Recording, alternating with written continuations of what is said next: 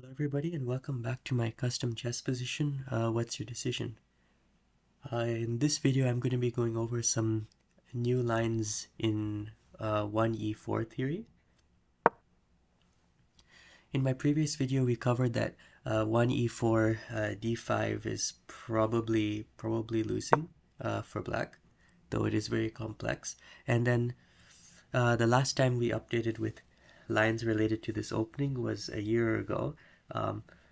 With like new ideas and new lines. So in the past year there has been a new way to play the 1e4 position that I wanted to show in this video. But before I do that, let me just recap the main line from last year, which is still the main line now. It's e4, c5, f4, knight e6, knight d3, d6,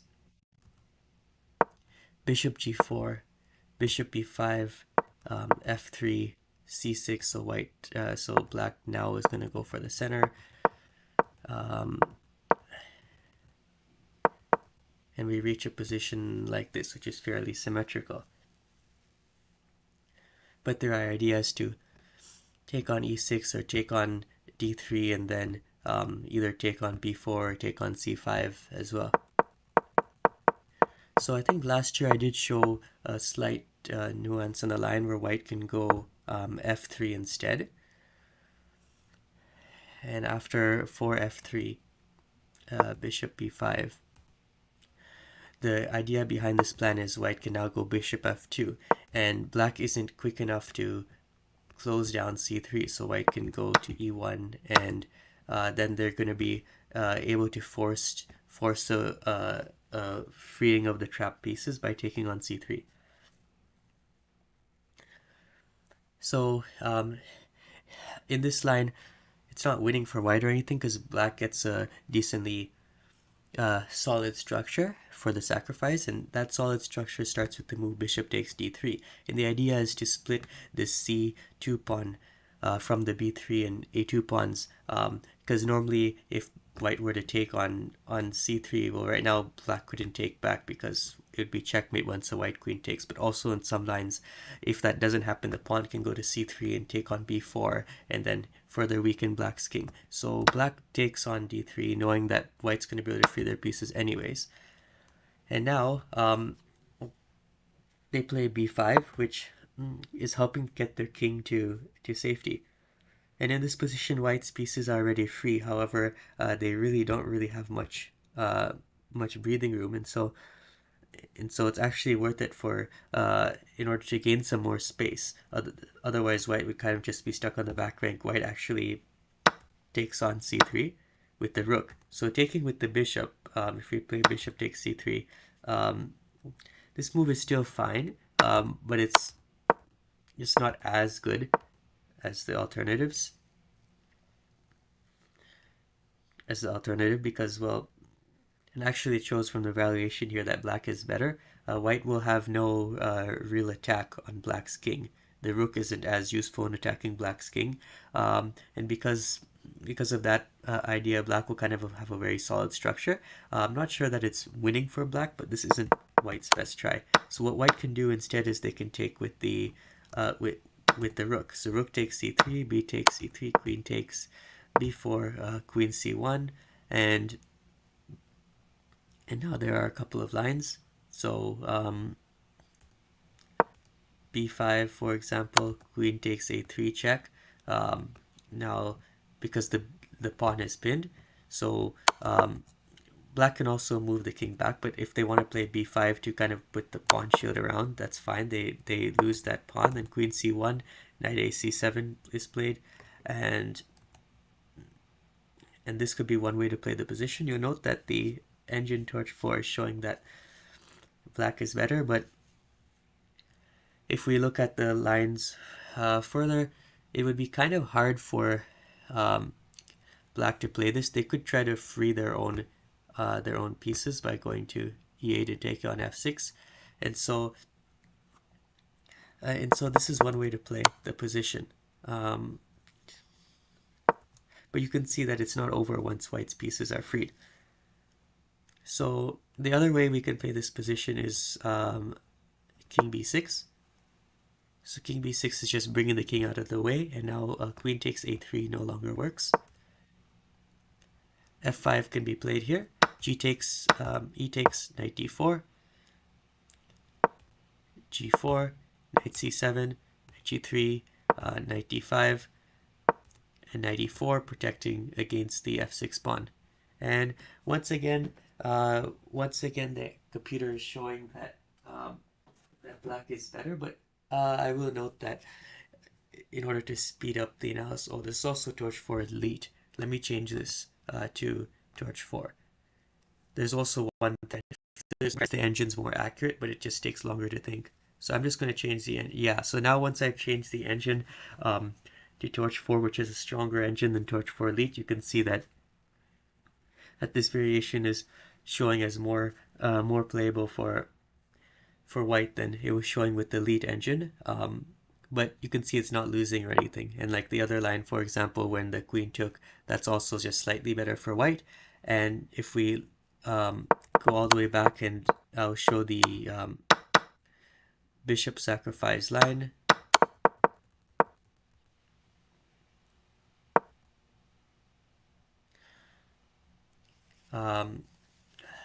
Yeah, this line is also actually slightly better for white. So both moves work, but actually, yeah, just like when I first came up with these moves, it was showing that rook takes was slightly more accurate. But bishop takes is also fine. So going all the way back to over here, the slight so if we play f3, black can kind of avoid white being able to free their pieces by responding with the move c6. However, this move is a little, like, it avoids the lines where white could take on c3, but white is a +1 over +1 in the main line. So and the reason for that is just because if I go forward a few moves,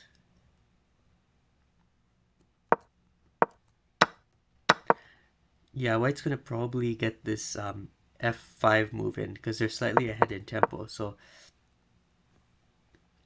and black cannot play b6 and knight b6 because, like, white, for example, played g4 and now they're going to play knight g3, and that's going to support f5. But if black were to play b5, white can just take on c5. So it's not really preferred for black to play c6 over here, which is why in this position, if white plays f3, they should pretty much be guaranteed to be able to win the c3 pawn and free their pieces. However, their position is not winning. But this is actually not the main point of this video.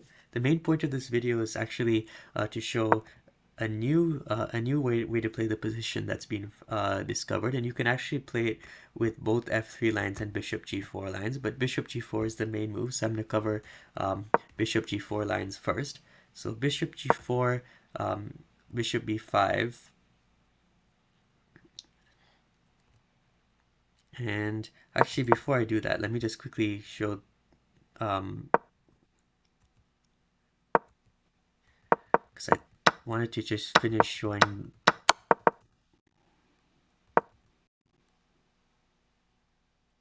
Oh, sorry, it's not this line. I wanted to just quickly finish showing the c6 line because there was white eventually was playing f5, and that's actually very important because white's new idea is kind of somewhat around that move. So here in this position with this c6, white's able to have the advantage by playing f5 eventually, and black's going to take on g5. Sometimes the engine just takes a little bit of time to put the current move on the board, but yeah. And once like f4 is played, for example, white should have like a comfortable advantage.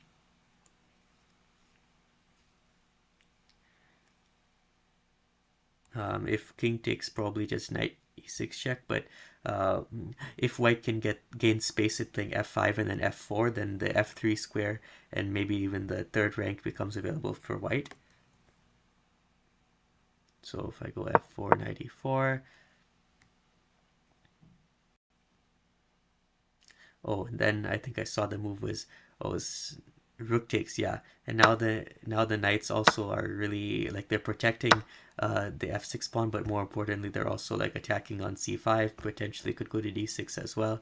Um, so yeah, it's a good position for white. So now I'm going to show you the idea, which is in the main line: bishop g4, bishop b5, f3, c6, and normally we had our move as knight hf2, which is still a great move, but the new idea is to play is to take advantage of the fact that black had to play a little bit slow with d6, c6, and then d5, d4. So it's going to take them a little bit more time to get into the center. And with that time, white is able to play the move bishop e3. So bishop e3 is an interesting move because um, you might think that, okay, the first idea is that, like, okay, black can go knight a c7, that's the main line, knight hf2, knight e8. So black just goes for the f6 pawn. I'm just going to show a few moves: e5, and then knight a c7. Black goes back, and then rook f e1.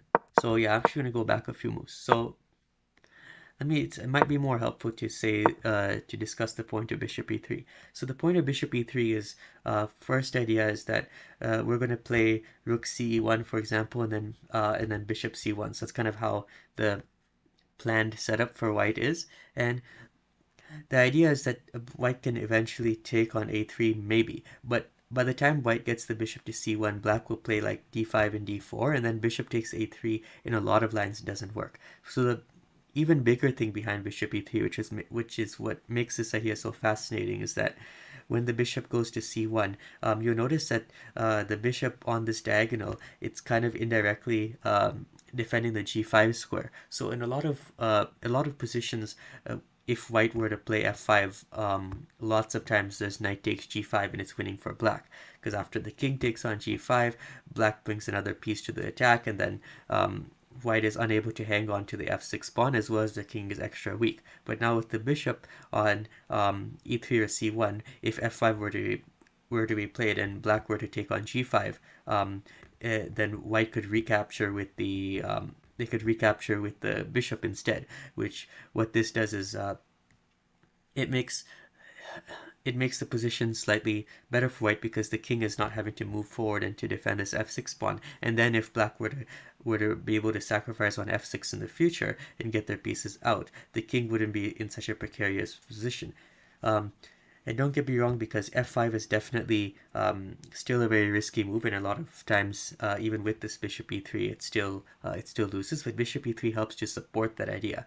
Okay, so bishop e3, knight a c7, knight e8 is the main line, and then e5.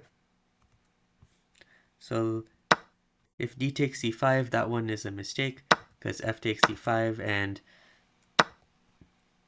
so here black is trying to free their pieces, and what's similar to the line that we showed with f3 and the bishop going to e1 was that we want to take on e6 once black is ready to free their pieces, to weaken this f7 pawn. So we take, and f takes e6,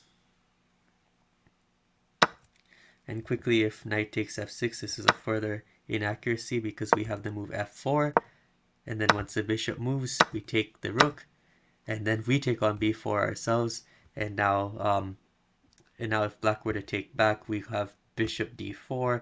If they take back with the king, we have knight d3 check. So going back, after f takes e6, we have knight takes e5. Okay, black takes on f6. And like the other thing about taking on e6 is that we don't even have to worry about black not having to sacrifice a piece, because normally black wants to take this f6 pawn anyways. So knight takes f6, f4, they sacrifice a piece. We didn't take it in this case, but we have better ideas. So rook fe1, rook f5 is played, rook cd1, and in this position, it's true that black freed their pieces, but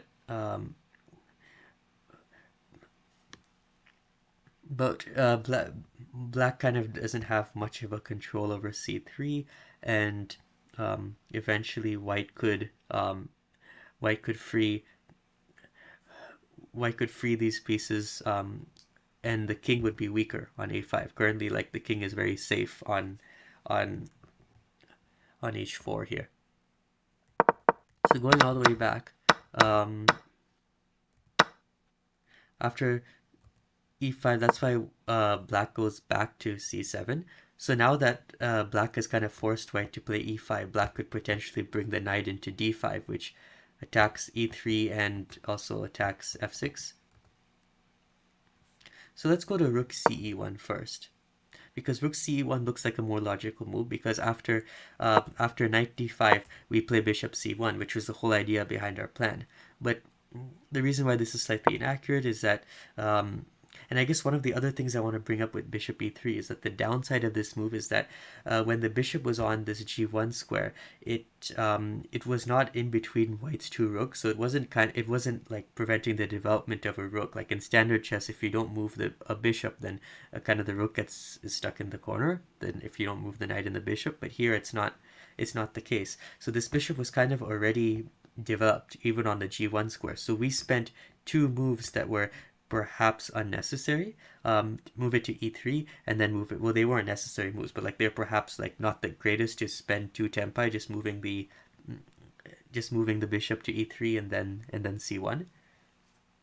And because of that, in a position like this, black is maybe even just slightly better than white, because black is able to make use of those tempos. So rook e4 is played in the position here, and then we see that white is getting ready to sacrifice on b4.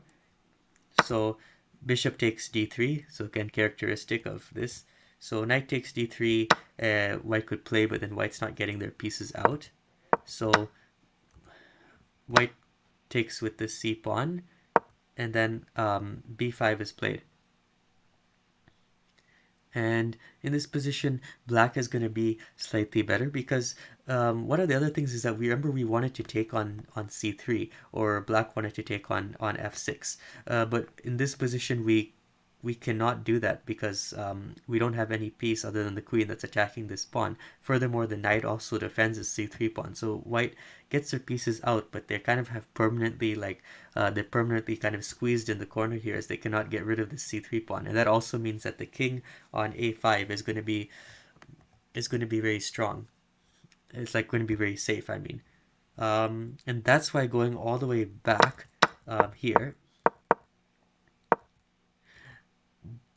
that's why the main line here is to actually bring the f rook to e1, even though that kind of doesn't go with the whole bishop c1 idea. And actually, maybe I should have shown without this move bishop g4, I should have shown, because bishop e3 also works if you play f3 and not bishop g4, because in that variation some of the ideas are a little bit more standard, because in this position we play rook fe1, and then black has two good moves. And actually, I think the move d5, so I'll look at that one first, because I think this one shows the idea of bishop c1 more. So we'll go over that one before knight d5.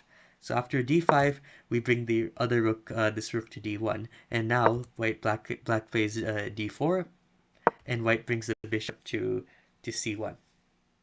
So now this is kind of showing us the idea behind this opening, is that white finally gets the bishop to c1, where they could potentially take on e3, but they're also supporting this f5 move. And actually, in this particular position, if black were to just make a normal move like rook fe8, this move kind of runs into, well, it's saying knight takes b4, but f5 was the move that I had analyzed. It runs into f5, and here black could not take on g5, because we will take back with the bishop, and and then we're going to play like f4, and the king is still safe. So after f5, the knight has to move back then. Otherwise, we could take this knight with the pawn, and then we'd play f4, and then there's no way black's even taking on f6. So knight f8 is played, f4, and just white is better, because white just has a very comfortable position. And we could see that this bishop c1 move worked out because white was able to gain more space by being able to play f5, which is what bishop c1 allowed us to do. Quickly, let me look at knight takes b4, because that's what the engine was also saying. So Oh, and then in this position also, knight takes b4 is a very good move actually. So I think this is even better than f5, because now we have now bishop takes a3 works in this position. If black plays c5 to defend the pawn, now we even take on b4 and then play a3, and this should be completely lost for black. Um, so white's getting the pieces out and attacking black's king. So yeah, let me just move this as the best move here. So right here, and then promote this. So knight takes b4 here works. So that's actually why after white gets a position bishop c1, with bishop c1 in this line, white's black's best move in this position is actually to take on d3. And again, we see that like another time the best move is to take on d3, because last year when I went over e4 3 we covered some especially white taking on e6 and then voluntarily freeing black's pieces, and we see just due to the tactical nature of this position here, I guess now seeing the other lines, we know that white is going to be able to take on a3 and win the game. So black has to do something, which they do by taking on d3. Now white takes back with the c-pawn, and white's pieces are freed. And actually, one interesting thing is that in this position is that when we move the bishop to c1, it could potentially be slightly weakening in one aspect, because you'll note that this bishop, it has no squares, and that means that if white's light squared bishop were to move to c2, how is this queen on a1 getting into the game? And the answer is like it probably isn't, because it would take many moves. Like white would have to move the rooks away, they'd have to then move the bishop on c2, they'd have to move it back to d1, then they'd have to move the queen to b1, then c2, and then like e2 or something. It takes us so many moves to be able to move the queen. And if white were to get an f5, you think, okay, now there's another square, the bishop could be on f4, but normally white needs a pawn on f4 as well, because white needs to defend the pawns around the king with the pawn. So that if black tries to get through, they actually have to sacrifice pieces in order to free their pieces. If white has a bishop on f4, then black could just take on e5, and they could have like an equal trade and completely decimate the position around white's king.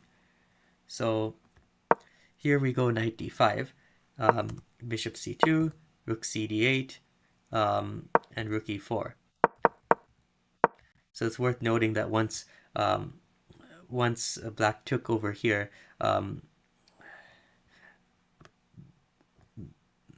bishop takes a3 is no longer a move, because black can just take back, and white's pieces are stable. Whereas before, if rook fe8 were played, and then we play knight takes b4, if black were to take back like this, b takes a3, or even rook takes d4 here is fine, because we're getting the queen. The queen is taking next, but in the line with bishop takes d3, c takes d3, and knight d5. Now the knight on d5 is also doing well, actually, sorry, first of all, there's no knight to even take on b4. So again, so that's why black has to take on d3. And now white's ideas over there are no longer working. So sorry, bishop c2, rook cd8, rook e4. And I have in my notes here that the c1 bishop blocks white's queen, and white cannot get the bishop out of the way. So it's hard for white to take advantage of the freed queen. Rook fe8. And that's what I have in this line. So here it doesn't look like black's going to free their pieces right now, because the other thing with bishop being on c1, the other interesting thing is that it defends this f4 square as well. So it would be kind of hard for black to like take on f4, take on g5. So it's going to be hard for black to free their pieces in this position. However, it's going to be very hard for white to actually get this freed queen out of the way. It'll take them many moves, and in that time, black could play like b6, move the king back, and start moving the pawns forward. So it's a very playable position for both sides.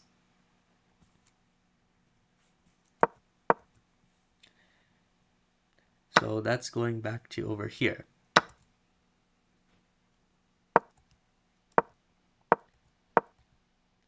So now we'll note that after rook fe1, d5 wasn't the only move that could be played. Also, we had the move knight d5. So knight d5 is the other move, and that took advantage of the fact that black didn't commit the pawn to d5 and d4 yet, and black brings a knight to d5 instead, which could potentially be more active. Black could also take this e3 bishop, but after rook cd1, I don't have the knight taking on e3 as one of the top moves, because I think that this knight is just so important. It attacks this f6, it defends this c3. It's like black's best placed piece in the position. So black plays rook fe8 instead, and white goes to c1. See, like if black were to take on e3, even the engine agrees that this isn't the best move. It might take some time, but yeah. See, it's thinking it's still black's move, but it needs to evaluate that I've made a move on the board. Let's try again. Knight takes e3.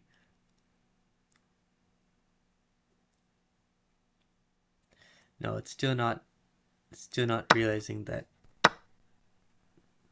There we go. So now knight takes e3 has been put on the board, and it's not like terrible, but it's not that great. See, white is plus 0.7 advantage here, because that was black's best piece. That knight was black's best piece.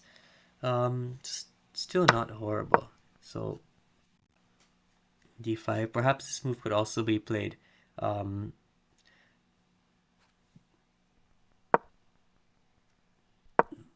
cd8 and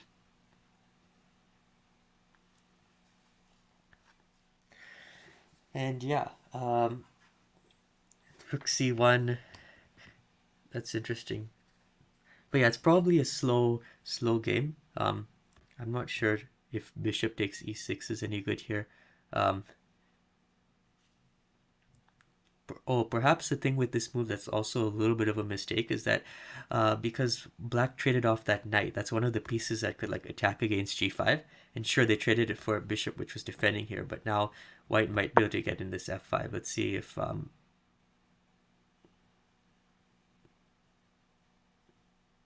knight takes g5 is okay. Oh, white gets this f4 move in.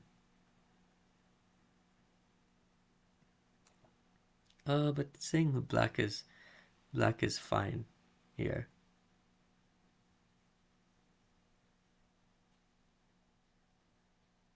Okay, perhaps we can't get f5 in. Let me delete that move. Okay, so actually probably if that's the case, the knight takes e3 is fine as a move as well. Yeah, so that this move should actually be fine as well. Knight takes e3. So that's one of the ideas that black can play. But okay, after rook fe8, this is a more like tactical and challenging line, where black allows white to keep the bishop, but then black also wants to be keeping the they want to be keeping the d5 knight as well. So in that position, after bishop c1, again, if it's similar to the other variation I showed, where if black plays a move like rook cd8, this is actually really bad. white just takes on b4, and they take on a3. And again, black can't take because then rook takes d5 and the queen is taking on c3, and so black is just completely losing. And so after bishop goes to c1, it seems like we have a rule of thumb right now is that the bishop just needs to be taking on d3. Now in this position, there's actually two moves that can be played. So c takes d3, which would be the natural move, is actually slightly inaccurate. And the reason why it's inaccurate was similar to what I showed you before, is that if white cannot really take on this on c3, because this c3 pawn is a very strong pawn, and in all those other variations I'd shown you before, this either was c3 or f6. The other side was always just taking that pawn to get themselves more room and to attack the opponent's king. But again, here, not only is white not attacking the c3 pawn with any piece other than the queen, this knight is also defending it along with the pawn. So it's positionally not the best. So if white were to take, the knight d4 comes in, which is allowing white to which is sacrificing the exchange, allowing white to take on c8.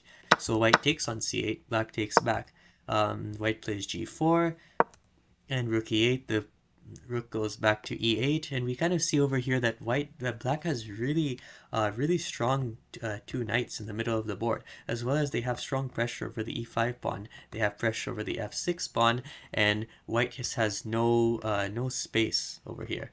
So black is just better. I mean, not like so much better, but not like winning or anything, but black is better, which is why in this position, actually, after bishop takes d3, the best move in the position is rook takes d3. And what rook takes d3 does is that it's still like it's still potentially white could still free their pieces, as well as white could open up the idea for f5 still. However, now that there's no knight on d3, perhaps e5 is a bit weaker. But if we follow the moves, b5 is played, so black is just pushing the pawn forward and making their king safer. And the reason why this b5 move is very common in this variation, whereas in other variations it would be less common, is because in other variations white would have the bishop on g1, which is attacking the c5 square, and they'd probably have a knight in the center attacking here, and maybe even a knight on d3. So it would be kind of hard to play b5, but in a position where the bishop's on c1 and not g1, b5 becomes like a better option. So after b5, once again we see that, like, okay, over here white doesn't really have too much of a plan. They could play knight e4 actually and be fine, but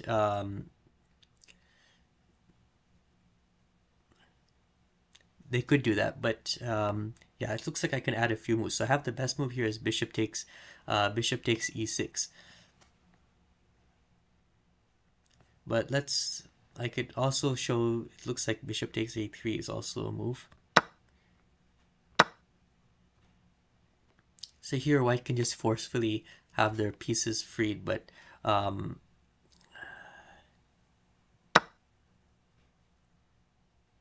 seems like here black just takes on e5.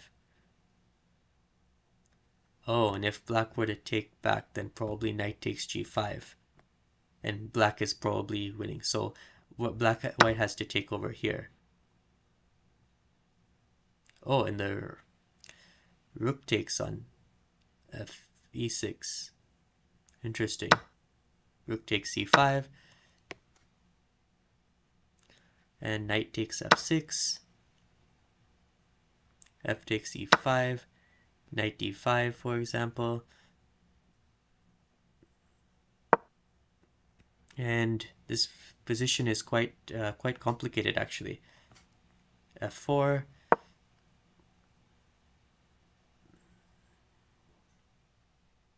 Perhaps like a bishop d6.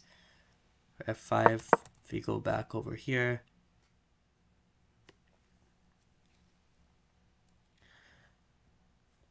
Okay, it's saying knight d7 is better here. Yeah, that runs into queen d4, f6, wow, and knight e4. Oh, queen takes d7 can also be played. Yeah, so white is just white is better in this position. Let me go back a few moves. Let's say black were to take with this pawn, this f pawn. I'm just trying to see.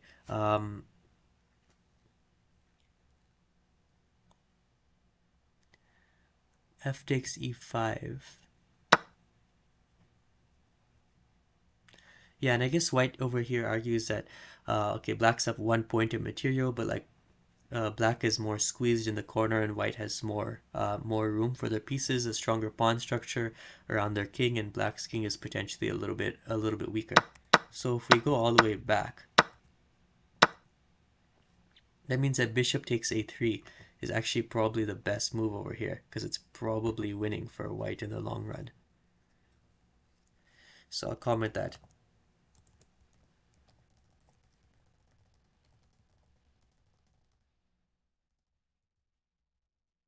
And that means that this knight d5 variation is probably not the best, and black should play d5. So I'm just going to promote this variation. The other variation I had was bishop takes e6. And with bishop takes e6, after f takes e6, oh, is it the same thing? Because bishop, well, maybe not because we took on e6. But yeah, bishop takes e3 is played. Rook takes c3, b4 is played, rook d3 is played, and bishop f7. And now knight e4 gets played, queen f8, and white enjoys a bit of an advantage, but it's not as much as the other line. Let me just go back a little bit. So instead of bishop takes e, let's take over here, take back, take here, and what if d4? Because that was the line that was the move that was played in the other line. So when we're coming up with theory, we kind of just have to deduce what the best moves would be. So this bishop takes e3 now. A3 now is probably no longer winning for white because it looks like just b4 is good. So I'm just gonna rook d3. But actually, white is probably still no. D takes, f takes. Aha. So knight takes g5 here. So now that there's no bishop on c1, this move becomes more threatening. Now white plays c3, and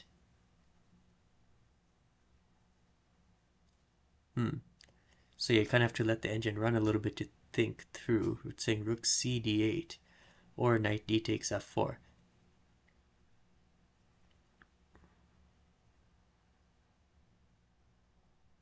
I mean, there's always potentially knight takes f6 ideas too, but the pawn's going to take and then the queen will defend that. It looks like king b6 is the move. C takes d4, b4.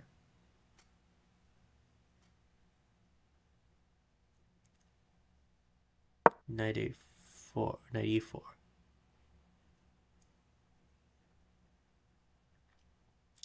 Interesting how the king now moves back to a5. Rook c1 and b5 is played. Yeah, so this probably, yeah, it's saying it's like better for white a line like this, which is probably true. I wonder why the king went to b6 and not just b5 here, because they eventually played b5.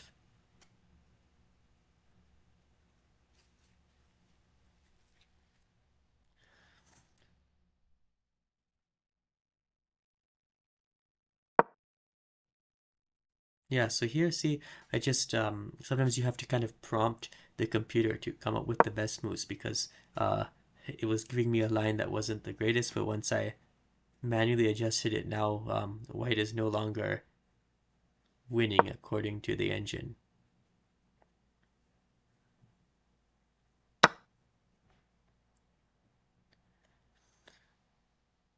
Yeah, so if I were to go back, let me just fix this up by, okay, so promoting this one, king b6 we can delete move. This one promote. The other move d takes e5 is now inaccurate because this one's probably losing for black as we saw. I can remove for I can remove this as well. So now what we found basically is that this knight d5 idea is fine as well, not just d5. But yeah, that's basically the line. So with bishop takes e3 was a new line that I added in, but none of this stuff is winning. So if we go all the way back over here, knight d5 and d5 are the two lines, and d5 bishop takes d3 is played. Here knight d5, bishop c2, and black is, so this one's more like a positional game where it's going to be very slow sort of game, and then knight d5 instead of d5, knight d5, that's the more like tactical and aggressive sort of way to play the position. So yeah, that's kind of the bishop e3 idea for bishop g4 moves. But there's something else I need to show, which is that if white were to play f3 here and then bishop e5, here not only bishop f2, which is a move I showed early in this video, but the other move is bishop e3. So white has this bishop e3 idea when playing f3. I think playing bishop g4 first is slightly better, but this is also very much playable. So here's black plays c6, so they're going to do the c6 d5 ideas. And here the bishop is going to be going to e2. So f5 is, it's too early to play f5 even though we've got the bishop to e3 because g takes here knight d4, and if we were to play g4 to protect the f5 pawn, then after knight c7, f4, and knight d5, white is attacking the bishop on e3 and also threatening to win the f6 pawn and free the pieces. So going back, it's too early for f5, even though f5 is an idea of this bishop e3 line. So instead, bishop e2 is played, and then we have a couple of moves. So for example, knight a c7, that's kind of what we saw on the other line. Here, knight hf2. Knight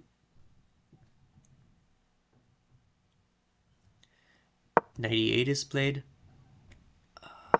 White protects that with knight g4. Then d5 is played. Now rook ce1 is played. d4 and bishop c1. So we kind of get that position we were talking about. However, after rook d8,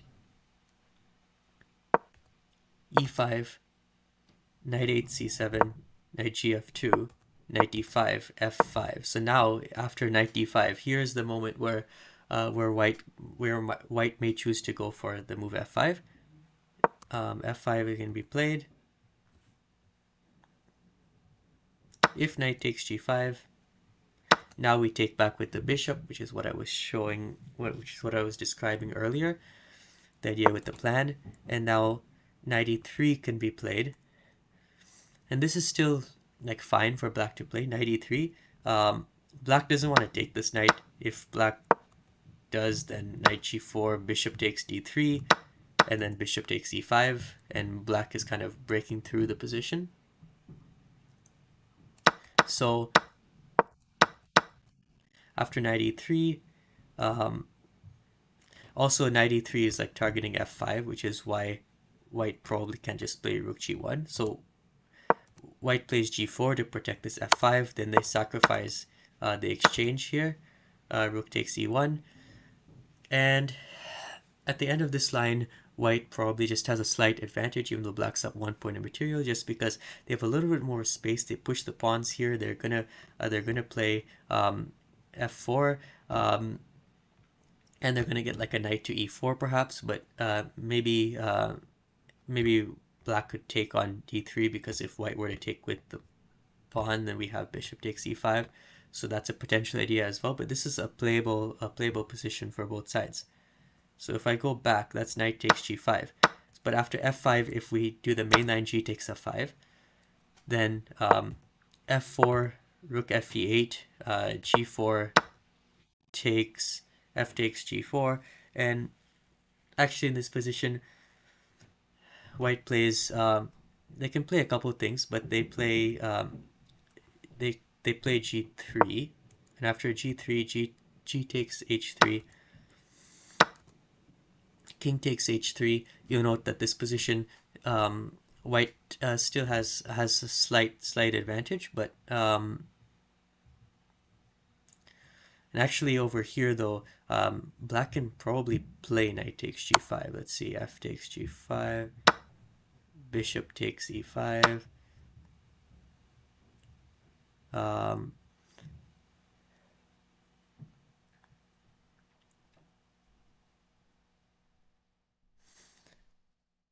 The engine is saying though that knight e4, yeah, knight e4 protects f6. Actually, yeah, knight e4 protects f6, and because white kind of cleared out some of their pawns, see they have like less pawns over here. This rook is also defending this as well, and white could also take on e5 the next move if they need to. So yeah, white still has a slight advantage here, but they don't need to play g3. They could play over here, once the pawn takes, they could play knight takes g4, bishop c7, bishop d1, just increasing the defense over the e5 pawn, and that's a perfectly fine way to play the position. Also over here, instead of g takes h3, black could play knight takes g5. So like lots of variations over here. After knight takes g5, f takes g5, bishop takes e5, knight e4, g takes. So this actually transposes to the line I was showing before with the rook and the knight defending on f6. So going all the way back, so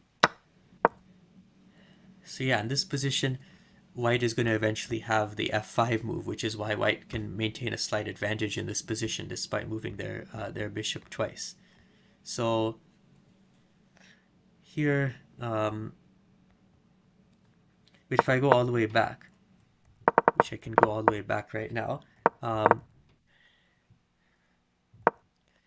ac7 is not the only move. So over here, black can play d5 right away. And here, there's it's a little bit complicated, this line, because rook ce1's played, d4 is played, bishop c1. Then we have a few moves. So rook fe8 is played, knight hf2, rook c d8, and then the interesting move over here is that it's bishop d1. And the reason I want to go over why bishop d1 is the best move in this position and the only move that white has to play for an advantage is to quickly just show the other alternatives. So bishop d1, let's say g4 gets played, then there's a lot of moves. So I'm not gonna, like, for example, something like this, and then there's f5. So yeah, after knight ac7, which would be a mistake, there's f5, and then if knight takes g5, we just take back over here with the bishop. If knight f8, that's also inaccurate, we have f5 again. And the knight goes to d7 to try and take on f6, but then we have f4. If they take on f6, we have g5, and we're going to play f6 next and kind of lock down at least black's bishop here. So it just went through the lines very quickly because there's a lot of lines. So bishop takes, that's why bishop takes d3 here is the best move. And we're going to see why bishop d1 was important. And that was because over here, we have to, first of all, we have to play knight takes d3. We can't take with the c pawn because black has two attackers over this f4 pawn and we only have one defender. So we have to take back with the knight. Now b5 comes, e5 gets played, then knight b6, f5 takes f4, takes g4, takes knight d5, g3, c4. So black's eventually going to get the move c4 in.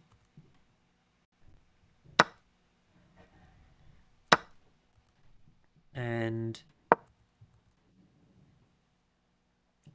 we have the move bishop f3 played, and basically black was able to get the c4 move in, and black might even be slightly better than white in a position like this after many moves. But it's very even.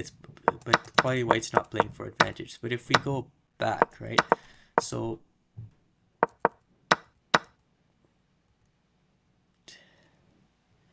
that's g4. Now I want to show e5. So e5 is actually inaccurate. White will run out of ideas, I've said. So g4, knight d5, g3, knight takes, pawn takes, bishop takes e5, knight e4, bishop takes. Now bishop d1 gets played, and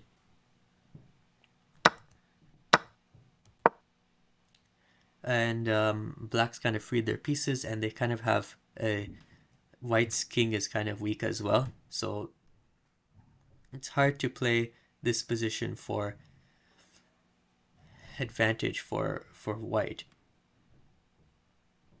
And I'm not sure why the engine's saying f takes e4, because that's not even a move that could be played.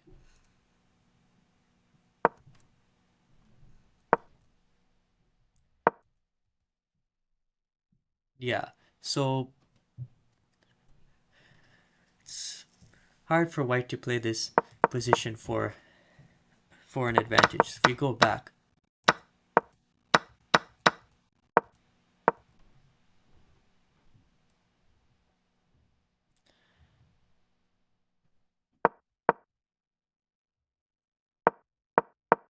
just want to go, instead of e5 we have g4. One more thing I want to show with that is,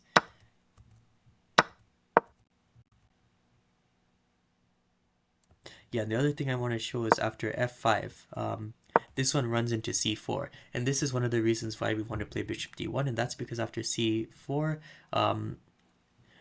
we can play b takes c4, or we could play f takes c6. Let's say b takes c4, takes back, same thing. Then what our next move that we want to play here is, okay, knight takes b4, but then knight f4 is played. And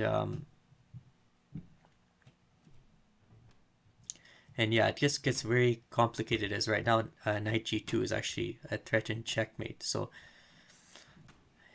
this one gets complicated. So the main move here is f takes e6, and now we see after c takes d3, black is attacking this e2 bishop. If the bishop were on d1, that would not be the case. So we have e7, d takes e2, e takes d8 equals queen check, rook takes, and rook takes e2, bishop e5. And now because black was able to play bishop e5 and get their queen out, black should be a little bit better.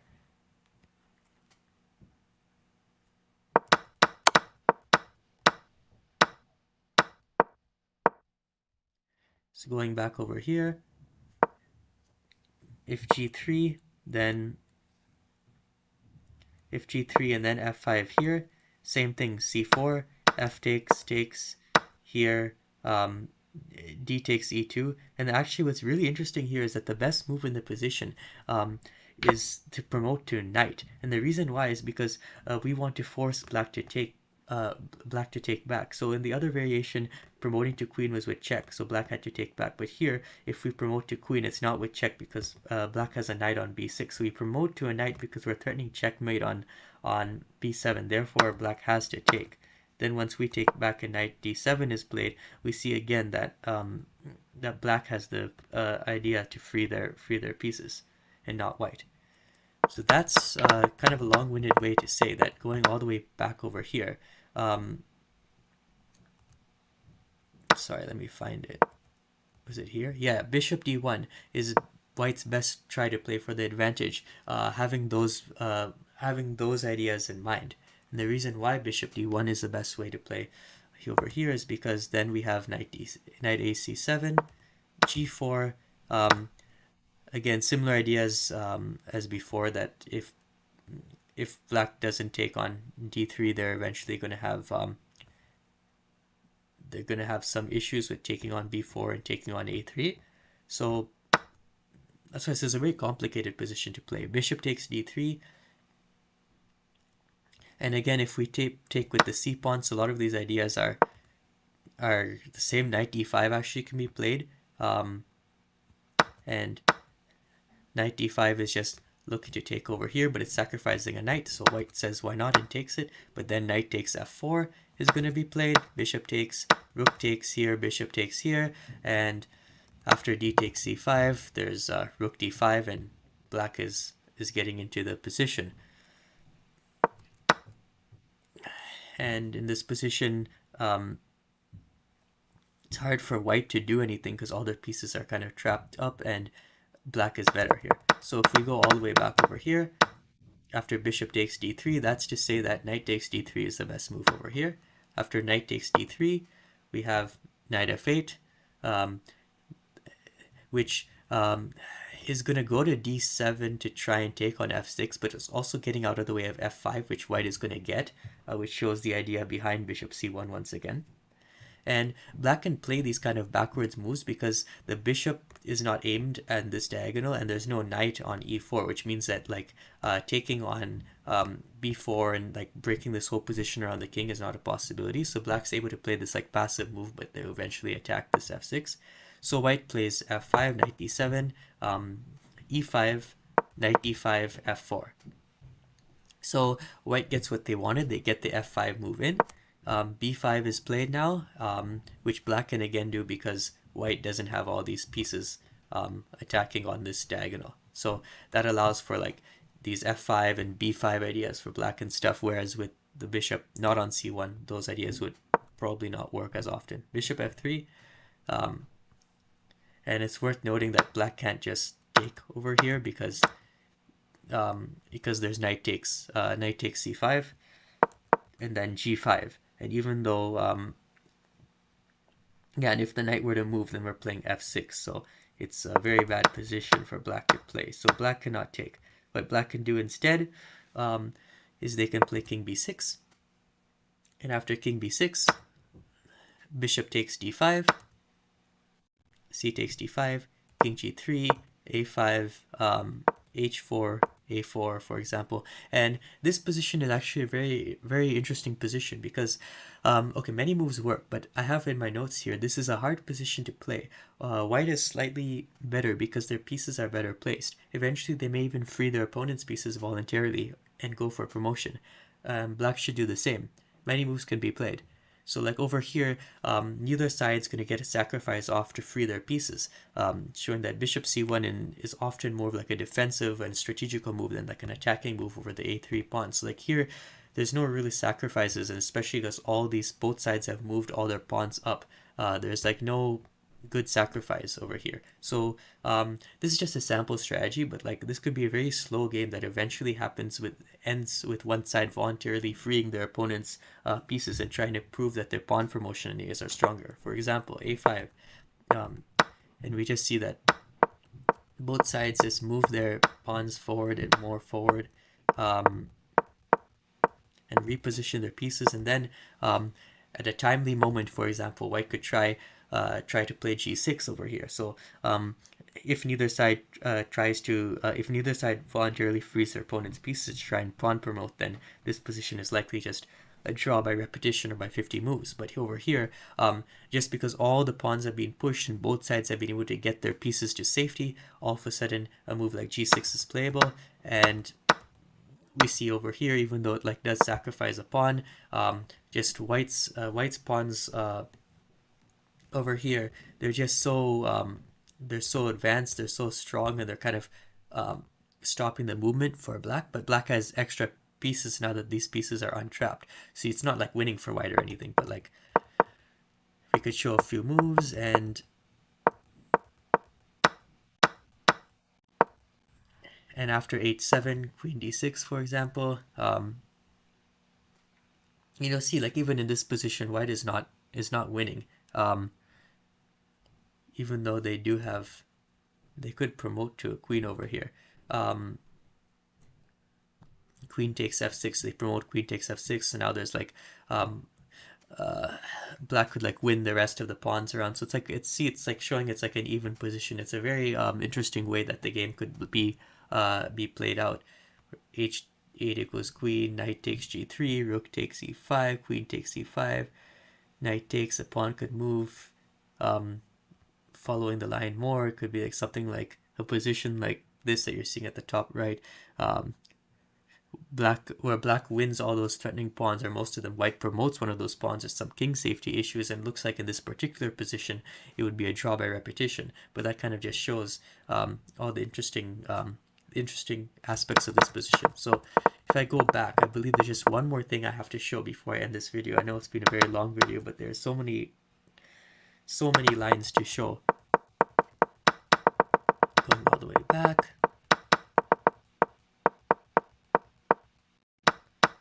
Have I showed everything?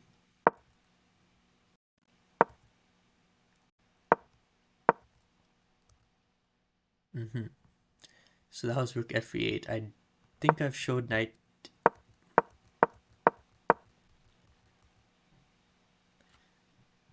So this move was slightly inaccurate for black. Knight ac7. Engine's not loading. Probably got too confused over all that.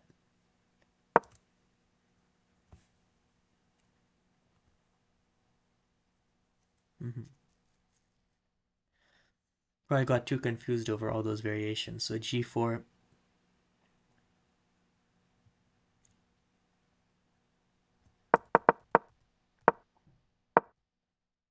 So here the other move that could be played is bishop takes d3.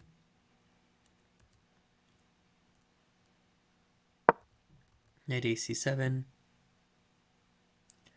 And let's see if the engine will load this time. It does.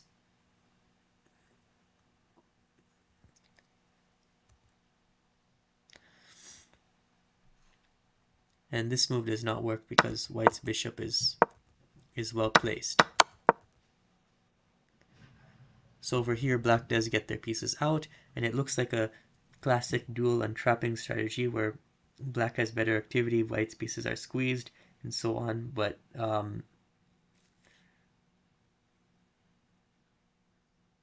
let me see. Bishop takes f6 is not even a move. Yeah, the engine kind of does some funny things sometimes. So king g3, king b5, f4, and perhaps there's no, yeah, black doesn't really have any attack on white's king.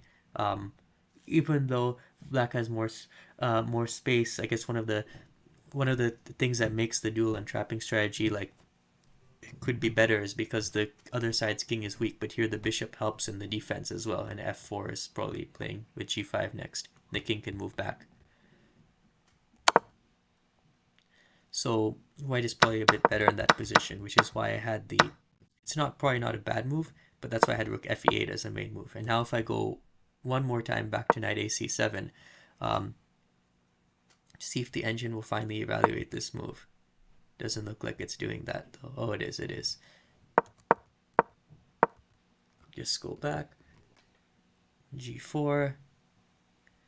And here white is probably slightly better over here, just because white wasted a couple of, black wasted a couple of tempi going back and forth, and so the couple of tempo it took for white to play bishop e3 and then bishop c1 is negated by black taking a couple of tempi to move the knight back and forth, and now the advantages of bishop c1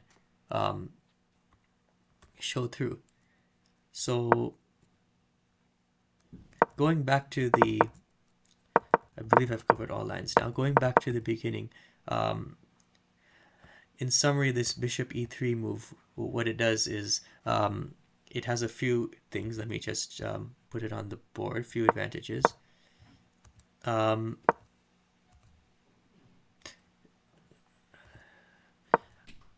the few advantages are once the bishop goes to c1. So, okay, first the main disadvantage is it takes 2 tempi to move the bishop to e3 and then c1, whereas the bishop on g1 is already well placed.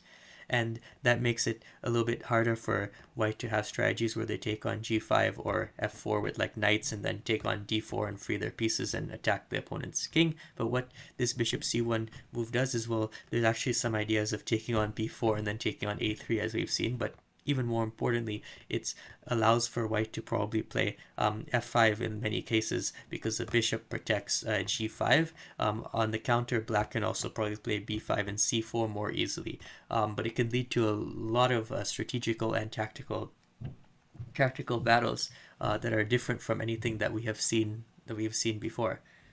And yeah, I know that was a very long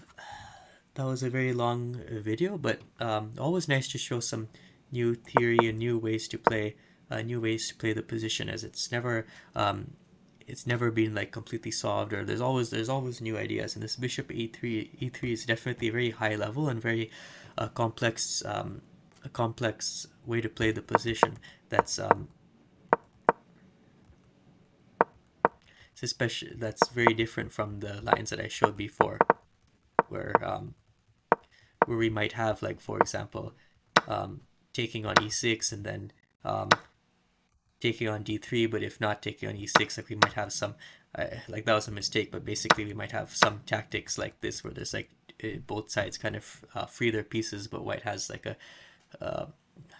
has more space and black has a weaker king. So yeah, different lines to show. And yeah, I think that's about it for this video. Hopefully that was interesting. And we'll see you. I have one more video planned right now for 2026 theory updates. So I'll probably be streaming that one soon, and then if I find anything else, I'll show that as well.